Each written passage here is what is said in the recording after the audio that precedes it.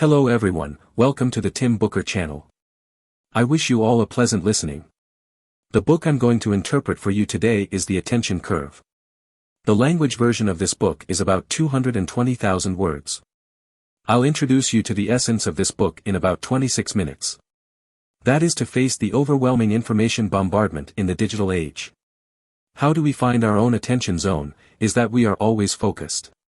In our lives and work, it seems that maintaining attention is an increasingly difficult thing. For example, when you want to work well, you don't have long to play a game, or you just pick up your phone to look at your friends. For example, I wanted to check some information on the internet, but as soon as I opened the web page, I was taken away by various news shopping offers. The digital age changes quickly, and there is more information, and there are more things that distract attention. No matter where we are, we always have to constantly feed information to the brain. In this state, our anxiety reaches unprecedented levels, and attention becomes more and more short-lived. So how to stay focused? The Attention Curve book tells us that everyone has their own attention zone, and with a few tricks, we can control our mindset so that we can enter this zone and control our attention. To achieve this control process, 3 steps are required. However, in addition to controlling numbers, you also need to change the way you perceive yourself in order to radically improve attention. Speaking of the authors of this book, Losai, Joe, and Palladino, everyone will feel very strange. But he has also received advanced training in motor psychology because of his doctorate in the field of attention for more than 30 years. His attention research topics have also attracted the attention of top media such as the Washington Post and the Los Angeles Times. Well, after introducing the basic situation of this book and the author's profile, I will tell you the content of the book in detail. This book focuses on 3 main points. The first important point is to tell us that attention changes when everyone is stimulated to different degrees. This change can be transformed into a curve, and there is an area on this curve. When we are in this area, attention is at its best. This area is the attention zone. The second point is that we can achieve control of attention through 3 steps to enter the attention zone. The third key content is the key to concentration. In fact, it is not to use control numbers, but to have correct self-awareness. Okay, let's take a look at the first key point and talk about what the attention curve is. Psychologists believe that things can stimulate people and make people secrete very wounds. The amount of injurious threads secreted will indicate whether you are excited or bored with things. This level of excitement or boredom is called the level of stimulation. The level of stimulation determines the level of concentration. Palladino drew a curve based on the relationship between stimulation level and attention, which is the attention curve. This curve is like an inverted English letter U, so it is called an inverted curve by Palladino, but it is actually more like a pot lid, low on both sides and high in the middle. This curve is drawn in a coordinate system, and we can imagine this diagram together in our brains, which is very simple. First draw a horizontal x-axis, which represents the level of stimulation we receive, and then draw a longitudinal y-axis, which represents attention. Next, we draw a curve like a buckled pot lid in the direction of the horizontal axis, starting from the origin. If you imagine this graph, then you must have noticed that when the stimulation level is low at the beginning, the attention span is also low, and as the stimulation level gets higher, the attention is also higher. But this curve is inverted, right? That is, when attention reaches a peak, even if the stimulation level continues to increase, attention will not increase, but will decrease, until it drops to 0. So why is that? Palladino explained it this way. He said that when the level of stimulation is particularly low, the secretion level of suprarenal fibrous is also very low, people are not excited, their thinking is a little stagnant, and they can't concentrate on doing something. This is the beginning of the inverted curve, with low stimulation levels and low concentration. Conversely, when the level of stimulation is particularly high, the level of secretion of adrenal fibrous will also be particularly high, but when overexcited, it will produce nervousness, anger, and even fear. Think about it, did you have similar emotions before you faced an important exam, or when many people spoke for the first time? Does it make your breathing worse, your heart beating faster, and you feel as if your brain is not enough? In such a state, there is no way to concentrate attention. This is the end of the inverted curve, where the level of stimulation is high but attention is low. Then, only when the level of stimulation is neither very high nor very low, the person's physiological response will be peaceful. At this time, the body is relaxed, but the consciousness is maintaining a certain degree of vigilance. That is, neither too tense nor too relaxed. Attention experts call this state the optimal stimulus state. This state is the middle part of the inverted curve. The level of stimulation is neither high nor low, but attention is high, and at some point, attention peaks. This part of the curve is called the attention zone by Palladino. As long as we find a way to control our state in the attention zone, our attention will be highly concentrated and we will do things more productively. Well, that's the first point we're going to cover today. That is, our attention level will change with the size of the external stimulus, forming an inverted curve.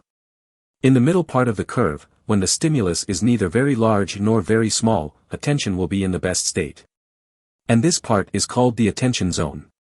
Next, let's talk about the second important point. Is there any way to get yourself into the attention zone? Palladino mentions a concept in this book called 8 keychains. To put it bluntly, it's 8 sets of strategies. Each set of strategies is likened to a keychain, and each set of strategies includes 3 methods. Each approach is again seen as a key. That said, with 24 keys, there are 24 ways to improve your concentration. In fact, the so-called key is just a concept, and many of these methods are similar. So I'm going to summarize them into 3 categories. Each category can be summarized as a step, and the control of attention can be achieved by completing these 3 steps step by step. Let's start with the first step, which I call assessment. Palladino says that to increase your concentration, you first need to observe yourself so you know you're not in your attention zone. Whether you need to control your attention, and what method you use to control it is based on this assessment. As we said just now, attention is closely related to the level of secretion of linear hormone in the body. Therefore, if you want to assess your physical and mental state, you must first judge how high the secretion level of linear hormone in your body is. Then someone will ask, how to judge, is there an instrument? The answer is no. Palladino believes that you just need to give a valuation based on your state. Here's how you set your most relaxed state to 0 and your most nervous state to 10. And this state of not being nervous and maintaining a certain amount of vigilance is 5 points. Then you go and compare yourself to see what emotions you are in. If you are nervous, you may give yourself a score of 7 or 8, and if you are very relaxed, then give yourself a score or 2. Some people may say, if I am in a very nervous state, how can I observe myself rationally? In response to this situation, Palladino gives a method called taking a step back. It's like if you're an actor and acting, and you can't see what you're like. But there is also a director outside the venue who is able to observe you. Then you can try to take a step back off the scene, imagine yourself as a director, to see the actors play. Changing that perspective is a bit like going out of body and looking at yourself outside your body. So why do that? Because this helps you calm down quickly. As if this happened to someone else, as the saying goes, the bystander is clear, you think of yourself as a bystander, and you can see yourself more clearly. The process of evaluation is actually a process of calming yourself down. There is a part of the forehead of the human brain called the frontal page, and we make decisions, make plans, derive a logic, and these whole jobs are done on the forehead page. So this is the part responsible for rationality. When we do something, the forehead page is running fast, responsible for regulating our attention. And when you are in a calm state, the forehead page can function normally. When you calm down, we have to do further evaluation, which is to find out why you are in this or that state. In general, the cause of low attention is usually the fear or anxiety we feel. Palladino explains this by quoting a statement by the well-known psychologist Daniel Goldman. Goldman believes that there is something in our brain called the rib-flat escape, and his task is to detect danger and react. He is particularly sensitive, and every time he finds danger, it seems as if it is a matter of life and death. So sometimes, he will hijack other parts of his brain to go crazy with him. Then if he hijacks the karma part, then there is no reason, only fear or anxiety. Body injury fibrin will be oversecreted, causing us to lose concentration in the overreaction. This phenomenon was called by Goldman as the ribbed escape occupation, and he had to surrender after occupying attention. Many times the root cause of the phenomenon of rib-flat escape comes from the distant past. Speaking of which, let's look at a case. Palladino has come into contact with a girl named Chris, who is already in college, has a relatively serious procrastination, and does things, always procrastinating, and cannot concentrate. Palatino suggested he comb through his upbringing to see how the procrastination came about. As a result, Chris found that he had this mentality when he was in elementary school, feeling that school was not free at all, and he just wanted to grow up happy, so he always fought against school. The main way to fight is not to call homework drag. Especially after he met a particularly bossy teacher in the 4th grade, the situation was even more serious. After discovering this reason, Palatino suggested that Chris imagine going back to 4th grade and changing ways to treat teachers. So Chris went to imagine that this time he did not call homework, but made a joke with the teacher. He felt very happy, defeated the teacher, and the classmates appreciated the joke. So Chris discovered, that he could find dignity and happiness in other ways. And in this case, the teacher cannot force him to do what he does not want to do. So Chris drew an inference and understood one thing. Even when he is in college, he can still gain respect by showing some of his abilities to the school, rather than fighting the school by delaying his studies. Since then, he has said goodbye to the delay certificate. This example shows that if we develop some kind of fear or anxiety in the same year, then this feeling will remain in the brain and may even stay with us for the rest of our lives. If we want to eliminate this feeling, we must return to the original situation, connect with the emotions of the time, and re-examine ourselves in order to be able to change. This is what psychologists call correcting emotional experiences. For people who have trouble concentrating, this method can always find the hidden pain in their hearts and discover the deep causes of low concentration. Okay, speaking of which, the first step of controlling attention, we have already introduced. This step is called assessment, that is, to assess the level of secretion of your body, roughly judge whether you are in the attention zone, if not, try to evaluate what caused it. And many times, some anxiety or fear in our subconscious is the cause. Next, we move on to the second step of controlling attention, which I summarize as temperature control, which is the control of the temperature of emotions. Let's share a case. Paladino saw a consultant named Tony, a real estate developer. Every time he nears the end of a big project, Tony is proud and loves to lose his temper. At work, he can still endure, but when he returns home, he can't bear it, always arguing with his wife and son. For hours in this quarrel, he could not calm down and watch nothing, let alone deal with business. Paladino helped Tony make an assessment and found that the source of his anger was the fear of business failure and the fear that a large deal would not be closed, which made him particularly psychologically burdened. In this case, the phenomenon of quarrels with family members becomes an inevitable result. So Paladino recommended to Tony a control method called ICE, which borrows from the body's healing methods. For example, if our body is hit and there is a swollen place, we usually apply ice cubes to relieve the pain. Then when our mentality is hurt, applying ice to emotions can also reduce the damage. The ice method Tony uses, that is, when he is alive, he doesn't go home, he goes to the golf course to practice first, plays a few dry balls, and fights, he is not so angry. The secretion level of the body will drop, and then at this time he can go home and face his wife and children calmly. Then this is temperature control. You must have noticed that I have been talking about temperature control rather than cooling, so why is that? Let's recall the appearance of the inverted curve. He divided the attention into 3 zones, the middle part is the attention zone, and the other 2 areas, one is low attention caused by excessive stimulation, and the other is low attention caused by insufficient stimulation. That is to say, we are sometimes very excited, sometimes bored, then what about our mentality? Sometimes we need to cool down, sometimes need to heat up, so it is called temperature control. The purpose of temperature control is to keep the secretion of the body in a reasonable state and return us to the attention zone. The way Tony plays golf is to cool himself down, which is a more personal way. Paladino gives 2 general methods to help us with temperature control. Let's first talk about the way to cool down, called the 4-corner breathing method. You can try to practice with me. First, you need to find something with 4 corners in the environment around you, such as a door, painting, window, etc. in front of you, and then look at its upper left corner, take a deep breath and count to 4.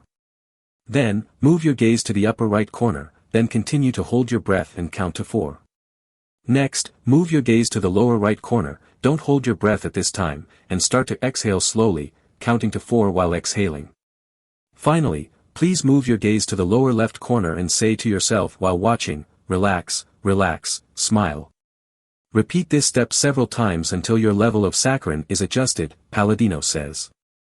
That's not to say that you have to go from 9 to 5, even if I can drop it to 8, so that your situation can be alleviated. Of course, it would be better if it could be calmer. Next, let's look at the heating method, called the interrupt power method. Palladino once met a consultant named Dory, a computer wizard, but he always liked to lose his mind, and as a result, his business was often delayed. Later, his job was quickly lost. Palladino used an interrupt power method to help Dory change the state. Aren't you always distracted? Okay, you are allowed to wander, you are allowed to do things, but only when you are particularly in need. And you can only spend 10 minutes wandering or idle, and after 10 minutes you have to destroy your work. Dory tried this method. He first made a plan, listed the idle things he really wanted to do, and then when he was distracted, he followed the planned items. Do it. For example, play a game for a while, watch a comedy for a while, but after 10 minutes, he forces himself to end it all and get to work. Slowly, he found that every once in a while, allowing himself to relax was quite powerful for work and leisure, and he was rarely distracted. So, interrupting what you're doing, looking for a little thrill, getting yourself excited to do things again, this is the principle of interrupt power method. It's especially useful for people who are bored, because when the stimulus increases, you can move from the boring zone of the curve to the attention zone. However, this method has a limitation, that is, when you use the interrupt power to change your brain, you must come back within the set time, and you can't keep playing, otherwise this method will be useless. Well, this is the second step to control attention, temperature control, which is to adjust your excessive or too low emotions to a peaceful state. If you get too emotional, try the four-corner breathing method to slowly calm yourself. If your mood is a little low, try using the interrupt power method to increase your excitement. So, let's talk about the final step of controlling attention, which I summarize as continuing. Human attention is divided into several types, the most critical of which is called sustained attention. It refers to maintaining attention to a specific stimulus for a long time, which can only be formed after a long period of training. For example, London taxi drivers generally have to work for more than 2 years to drive around the city without getting lost. For a Hanua player to be successful, it takes at least 7 to 17 years of continuous practice. When we repeat something every day, the neurons in our brain will form programs that record your habits and shape the brain. This creates sustained attention, which helps us master the skills to become agitators. Palladino tells a story in the book about a tennis player who lost a backhand error in a tournament. The player then repeatedly recalls that moment of the game and then corrects his mistake in his mind. He recreated not only the scene at that time, but also the wrist strength, the event of watching the ball and the timing of the swing.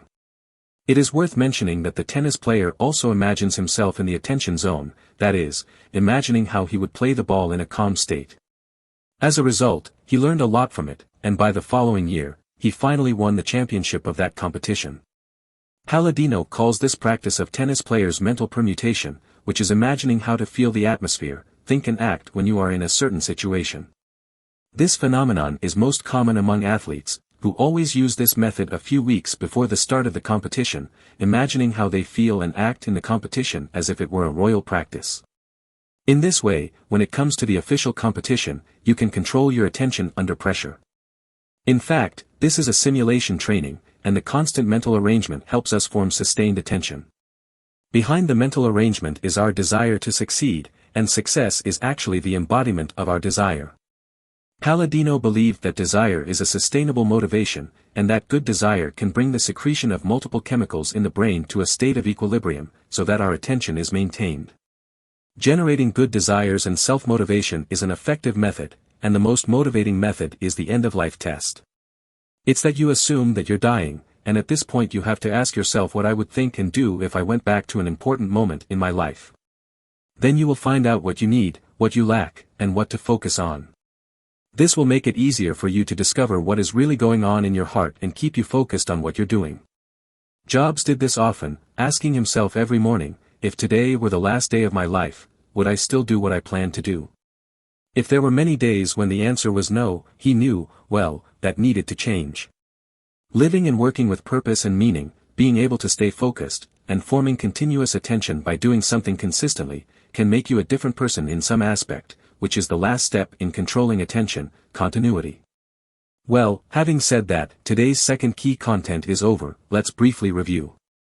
This part says that there are 3 steps we can take to get ourselves back into the attention zone to enhance our concentration. One of the first steps is to evaluate, that is, to score your upper limit speed secretion level, see if it is high or low, and analyze what causes your secretion level to be wrong. The second step is temperature control, which is to regulate agitation or hypoexcitability into a peaceful state. If you are excited, you use 4-angle breathing and interrupt power when hyposecretory. The third step is continuity, that is, to establish long-term work and life goals, stimulate us to generate good desires, and do something in a sustained manner at this time. Training forms sustained attention. Next, let's talk about the last important content, that is, the key to concentration is not to use control numbers, but to have correct self-awareness. Palladino believes that we have been influenced by a key since childhood, and the core of this key is a sentence, that is, you should be like this, originally a content. When we go to school, the most obvious marks on the exam papers we play are the questions we did wrong, not the ones we did right. The front word is, you should have done this question, not that way. For example, when we buy fashion magazines, there are photos of models of handsome men and women. What does it mean? It's telling you that you should have looked like this, not the content. These 3 words should have been too common in life. The signal from these 3 words is that others want you to be perfect, and if you are not perfect, then you are a failure. Strangely, this is actually what others think of you, not what you think of yourself. This kind of logic will always affect our thinking, make it difficult for us to see our true selves, and get lost in the evaluation of others. This way of self-knowledge, that's problematic. So Palladino suggests that we reorient our way of knowing. Reorientation is to abandon the traditional theory of success or failure, correctly understand, evaluate and accept ourselves, free ourselves from frustration, and build self-confidence. Michael Jordan has said he has missed more than 9,000 shots in his career, lost more than 300 games and missed 26 decisive shots. But he said that it was this failure over and over again that was the reason for his success. So, to rebuild a good sense of self, you need to see things like Jordan. To control attention between. Then control attention, that is, when you are distracted, don't feel that you are defeated by external stimuli, and wish that you should be very attentive. You have to analyze why you are distracted and why you lose to outside stimuli in order to find a way to overcome them. Let's take an example. For example, when we are fine, we often take our mobile phones to look at it and be distracted by him. Then don't always worry about this. It's about analyzing why you always want to look at your phone. Then you'll find, oh, because I'm afraid of missing a call, a WeChat. So why are you afraid, and why are you afraid of missing a call or WeChat? Because you feel that missing your boss's phone may lead to losing your job, and missing your girlfriend's call may lead to a breakup. In short, worry about missing out on a lot of important things. And you may feel that when you don't answer the phone, others will think that you are unreliable. This phenomenon was called by Palladino as the fear of missing out. He is particularly common in life and can be called a killer of attention. When you can analyze this step, you are already calmly repositioning. As we said earlier, repositioning is about building self-confidence. If you are confident, you will know very well whether you can afford this price when you miss the call or WeChat. If you can bear it, of course, you don't have to care about it. If you can't bear it, then make a plan in advance to reduce the negative impact. In this process, you know that you have dealt with the problem in a reasonable way. As for what other people think, you don't care at all. This is the result of the repositioning. Well, that's the third focus of today.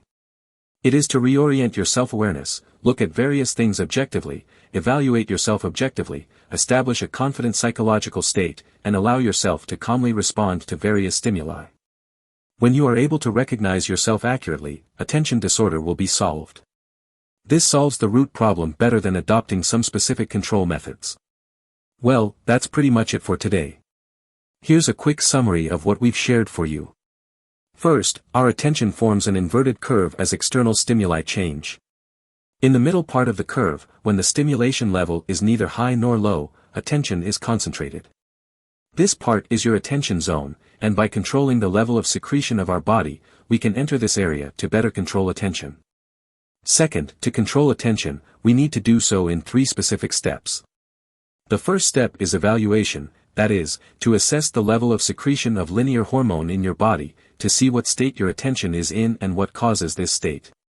Is it some discipline, hidden anxiety, or fear? The second step is the temperature hole, which is to regulate the excitement of emotions. If you are overexcited, cool down with 4-corner breathing. If you are bored, use the interrupt power method to seek excitement. The third step is persistence, which is to stimulate us to generate good desires by establishing long-term goals, and train ourselves to generate sustained attention when doing something repeatedly in order to succeed. Finally, we introduced that the key to concentration is to change the way of self-awareness, learn not to be disturbed by external evaluation, look at yourself objectively and accept yourself, calmly deal with various stimuli from the outside world on the basis of building self-confidence, let your emotions be in the best state, and effectively maintain attention. That's all for today. Congratulations, finished another book. Thank you all for your support and attention. Subscribe to the Tim Booker channel, like and share this valuable knowledge with your friends. Together, let's combine wisdom with practice to achieve our financial goals and create a better future. Thank you all and goodbye.